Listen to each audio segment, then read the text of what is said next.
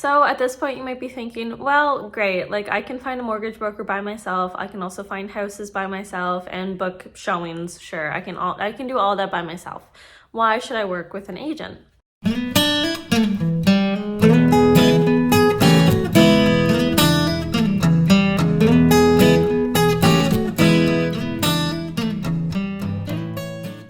Hi friends, welcome back to my channel. If you don't know me, my name is Phoenix and I am a real estate agent in the Greater Vancouver area and Fraser Valley in British Columbia, Canada. A question I often hear from either potential clients or friends and family is, why would I choose to work with a real estate agent? There are many options out there. You can work with one, or technically you don't have to. This video is going to give you some pointers on why working with a real estate agent can benefit you in the home buying or selling process. They will guide you through the home buying process.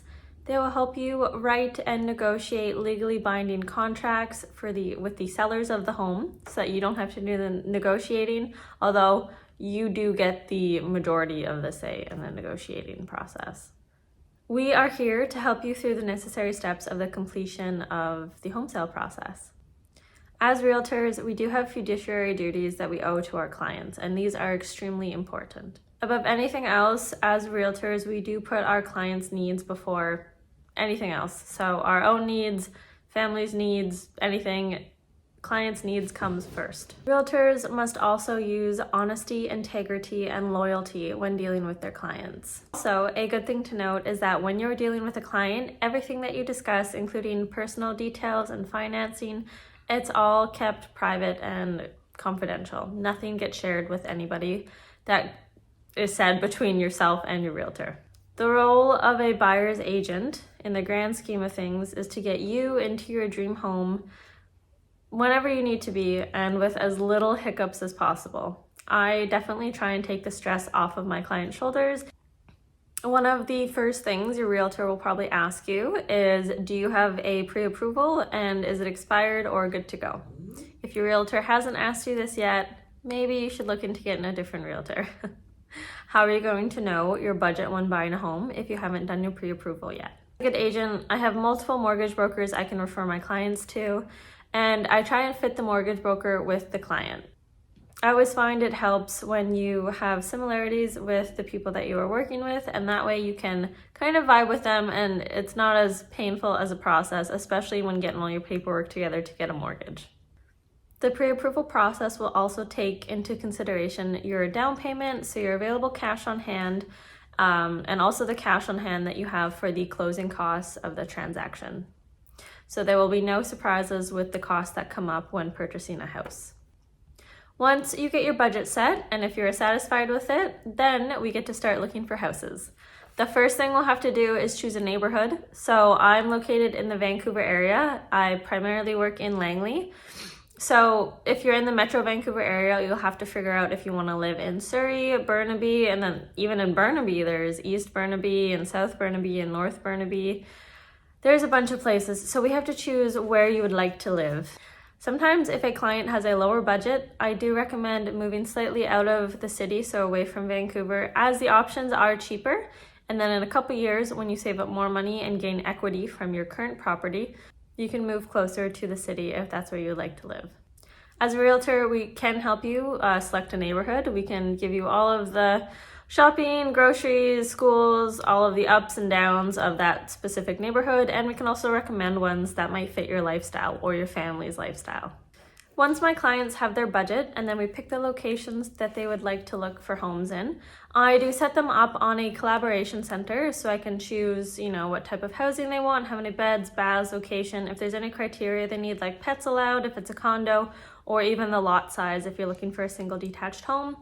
We can get all of that put in there, and then I send you the link and you create your own password and you have a little login to the entire hub of everything that fits your criteria that is listed on the MLS. This saves my clients time from looking through about, 10, 15, 20 different real estate websites, just browsing for homes, hoping a different one will pop up. They know that everything that is listed and active on the MLS will be in this collaboration center for them. Sometimes you can see a listing online. However, if that website is not updated, the listing usually isn't active. I also do send my clients, the houses that I think will fit the criteria pretty perfectly. Sometimes you do get a large amount of homes that are in your criteria, so it does take a while to sift through. A good realtor will also look just outside of the neighborhoods that you guys have selected, and this way we can send you homes that fit your criteria, but just a little bit outside your neighborhood. You might be getting a way better deal on pricing, and you might find your forever dream home. So hopefully once you're done looking through all the homes and it's been a couple weeks or even a week if you're very eager, then we can set up some viewings. So with your realtor, you can chat about, what days and times work for you. Usually I like to do them in the evenings as that's easier for most of my clients. And then on the weekends also, I can line up about 3 or 4 listings. I don't like to set up an entire day of listings on Saturday to go view, as once you view more than about 4 homes or so, it gets difficult to remember exactly what you liked and disliked about each property. So I also do recommend, I always bring the MLS sheet with all the details for my clients, but I do recommend for yourself as a potential buyer to take notes of what you did and didn't like in the house. And that way you can jog your memory later when you're talking with your partner or your friends or family about the houses that you looked at. So at this point you might be thinking, well, great, I can find a mortgage broker by myself. I can also find houses by myself and book showings. Sure, I can do all that by myself. Why should I work with an agent? So now we get to the process where, say, one of the listings that you viewed, you love it. It's your dream home and you want to make an offer. Fantastic. Do you know how to do that by yourself? Maybe, but maybe not. So an agent, we take courses and we know exactly how to write and negotiate a legally binding contract with the seller of the home. At this point, you as a buyer don't need to do anything.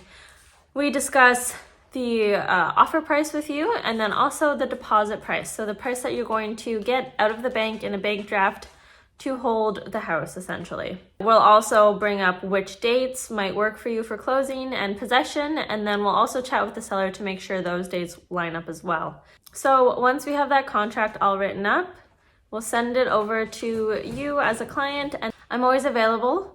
And my clients can give me a call so we can go through any paperwork that they might be confused about, and we can get the ball rolling with submitting the offer to the sellers. I can also share all of the contracts and everything else that I've sent over for your signature over Zoom, so that way we can go through it step by step together and there's no hidden surprises afterwards.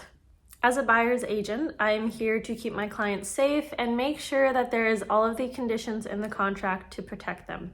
So usually these conditions are, we put in maybe a condition to get financing or insurance for the property.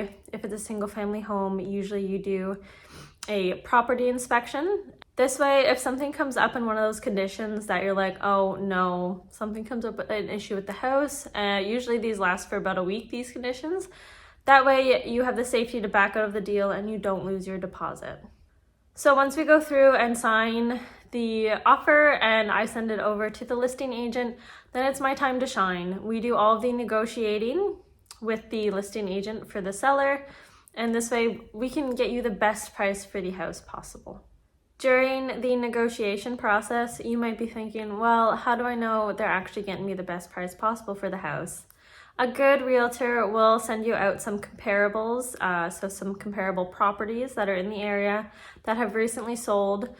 And this way you can see the rough price points. We also have to educate our clients on what's going on in the market. So whether it's more of a buyer's market or a seller's market, because that will affect the price point that you start your bidding at. This way you can feel confident that you are definitely not overpaying for a property at that specific time.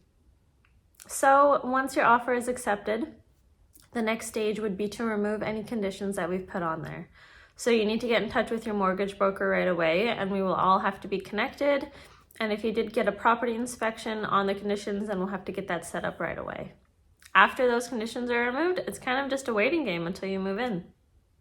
Having the right agent help you purchase a home can mean the difference between a lot of things. Overpaying for the place versus paying the market value of what the house is actually worth at that time. Moving to a neighborhood that suits you and your family's needs, has like-minded professionals there, versus moving to a sketchy neighborhood that you know nothing about. Sometimes clients can unknowingly buy houses that were past grow-ups. So as a realtor, we have to disclose that to you. And so this way you get all of the knowledge upfront about the property and you can choose to continue or walk away from it. Another thing, there's a huge difference between buying a property and losing money on it versus buying a property that's a great investment and you can make money off of it in the future, or keep it as a cash flow investment rental property later down the road. As a realtor, we can help educate you on the different kinds of properties that are out there.